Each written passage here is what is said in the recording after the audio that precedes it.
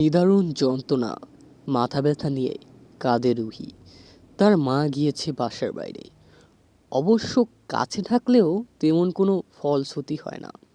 এই মাইগ্রেনের ব্যথা একমাত্র যার হয় সেই বুঝতে পারে। সামনে রুহির কলেজের পরীক্ষা, তাকে ভালো রেজাল্ট করতে হবে।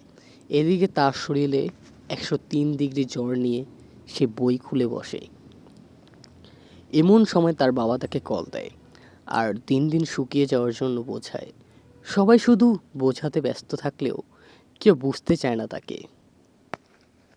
এরকম পরিস্থিতিতে একজনের সাথে কথা বললে তার মাথা ব্যথাটা একটু কমে, ভালো বোধ হয়। ছেলেটা নেশাখোর, দিন রাত সিগারেট খায়, মাঝে মাঝে কবিতা গান বলে মেয়েদের ইমপ্রেস করতে চায়।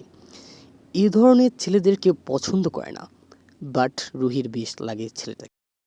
সারাদিনের পড়ালেখা চাপ ক্লান্ত শেষে যখন সে ছেলেটার সাথে একটু কথা বলে, তার সব ক্লান্ত দূর হয়ে যায়।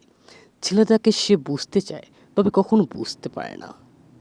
যেন এক অদৃশ্য রহস্যে ঘেরা মায়াজাল সেই ছেলে। ধন্যবাদ।